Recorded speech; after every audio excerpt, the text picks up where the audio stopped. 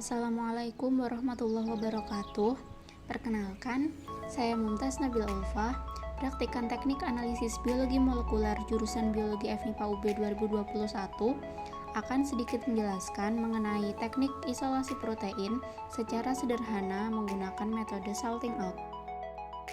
Protein merupakan makromolekul yang menyusun lebih dari separuh bagian sel. Makromolekul ini dapat menentukan ukuran serta struktur sel.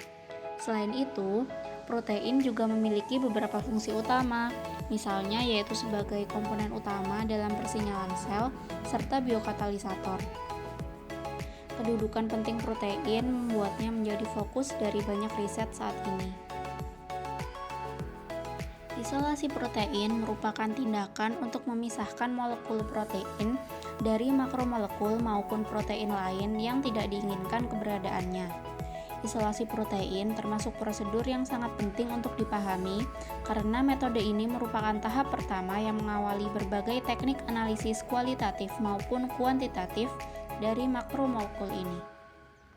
Secara umum, isolasi protein yang dilakukan di laboratorium dapat melalui beberapa tahap, antara lain ekstraksi, presipitasi, dan purifikasi. Tahap ekstraksi biasanya mencakup homogenasi, filtrasi, dan sentrifugasi. Tahap ini akan menghasilkan crude extract yang masih mengandung banyak jenis protein. Tahap presipitasi merupakan tahap untuk mengendapkan protein yang diinginkan. Tahap ini melibatkan penambahan senyawa kimia tertentu. Tahap purifikasi merupakan tahap untuk pemurnian protein. Metode yang dapat dilakukan dalam tahap ini misalnya yaitu kromatografi.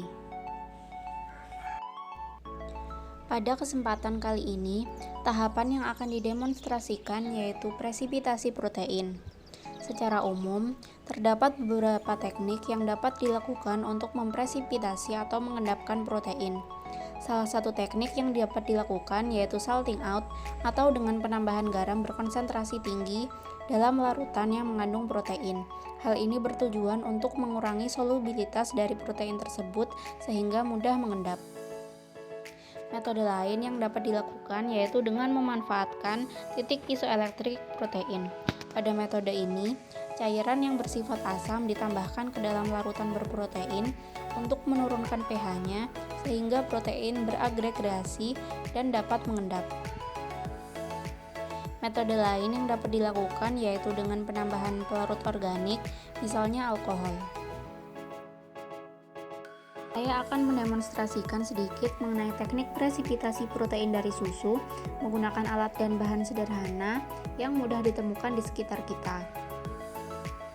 Alat dan bahan yang diperlukan antara lain yaitu beberapa gelas kosong dan sendok, wadah berisi es, saringan, susu, air, garam dapur, cuka, dan alkohol.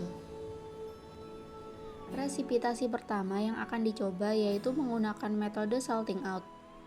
Larutan garam berkonsentrasi tinggi dibuat dengan mencampurkan garam dapur dengan air. Larutan garam kemudian ditambahkan pada susu yang telah diletakkan di dalam wadah berisi es. Perlakuan dengan es ini bertujuan untuk menciptakan kondisi dingin yang mempertahankan struktur dan fungsi protein. Setelah itu, campuran ditunggu beberapa saat. Percobaan presipitasi menggunakan cuka dan alkohol dilakukan dengan langkah kerja yang kurang lebih sama dengan langkah kerja yang telah dijelaskan sebelumnya. Setelah masa tunggu beberapa saat, masing-masing campuran kemudian disaring. Residu yang didapatkan merupakan protein susu yang telah terpresipitasi. Hasil presipitasi ini tidak spesifik karena penggunaan reagen yang tidak sesuai dengan standar laboratorium. Misalnya, untuk memaksimalkan salting out, garam yang biasa digunakan di laboratorium yaitu amonium sulfat. Pada praktikum ini hanya digunakan garam dapur atau natrium klorida. Jika dibandingkan dengan amonium sulfat, NaCl atau natrium klorida ini memiliki karakter yang kurang stabil, kurang larut dalam air, serta kekuatan ionik yang lebih rendah.